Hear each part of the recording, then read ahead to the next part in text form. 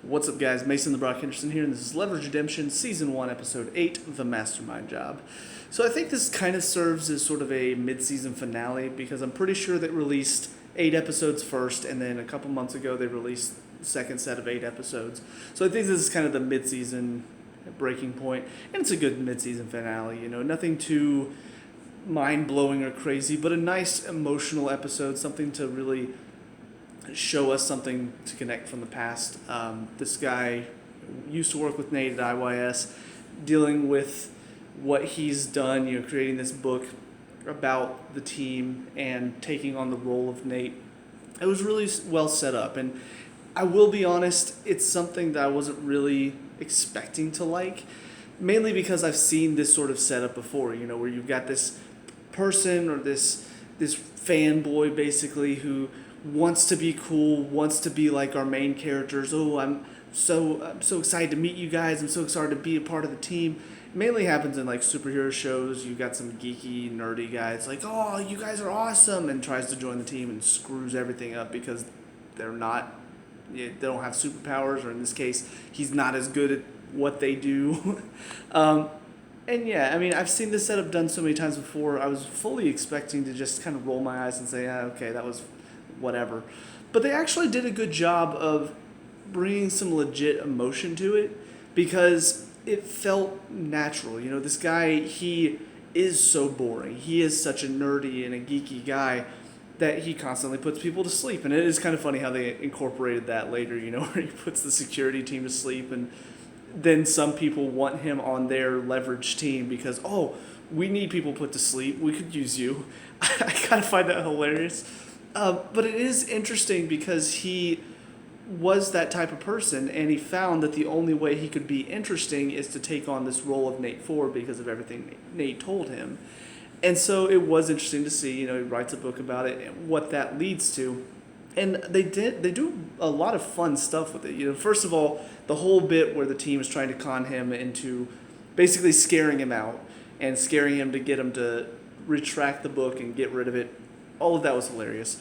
But then, of course, when this stuff does happen and people are in danger, I like what they do with that too. You know, he's not this selfish person. He's not this person that's like, oh yeah, I'm so cool, I'm Nate Ford, and oh, but none of this is my fault. No, he knows what he's done is wrong. Like, he still wants it. He still wants to feel that ability of, I'm cool and I'm not boring. I'm not putting people to sleep.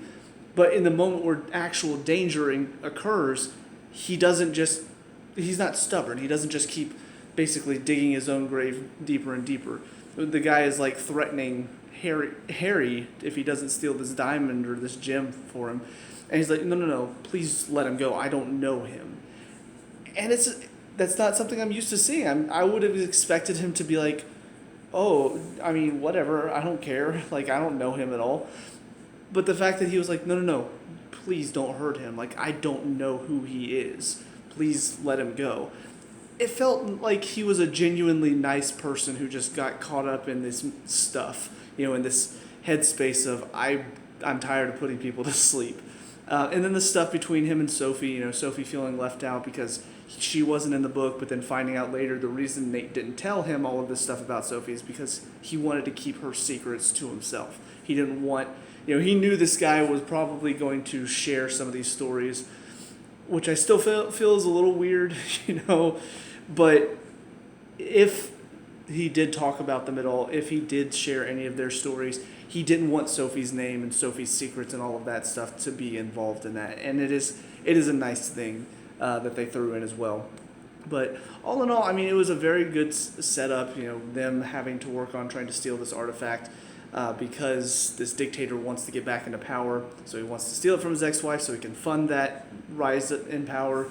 But of course, they can't let that happen, but they also have to take it because Harry's in danger. So they try to figure out how to work it, and of course, you know, stealing the money.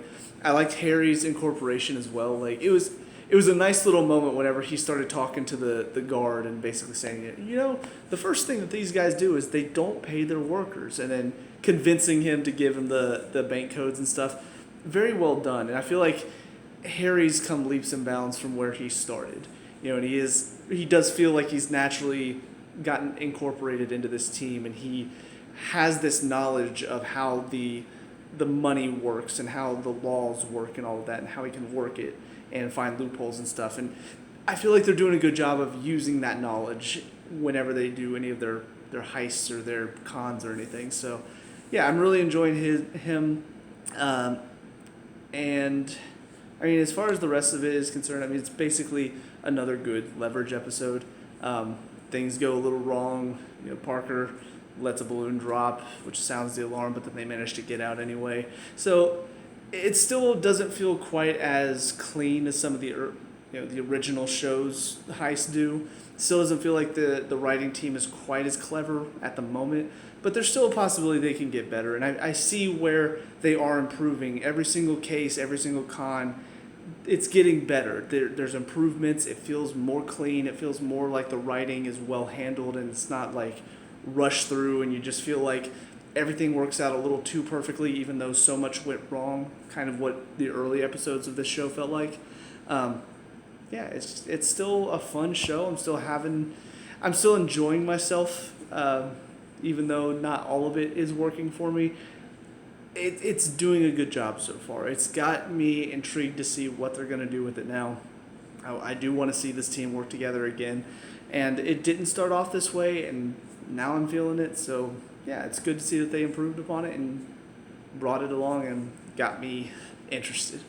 But yeah, so all in all, good episode, good first half of the season. Looking forward to see what they're going to do with the second half. Still want to see maybe a little bit more calling back. I don't want them to completely rely on the original show, but it would be great to see like Sterling come back. It would also be great to see a little bit more about what happened in between the original show and where we are now. So I hope they incorporate that a little bit more in the second half of the season. But yeah, that's about it for this one. So let me know what you guys think down in the comment section below. What were your thoughts on this episode? Let me know what we can talk about and discuss, all that good stuff. Leave a like and subscribe for future Leverage Redemption reviews, and I'll see you guys in the next one. Peace out.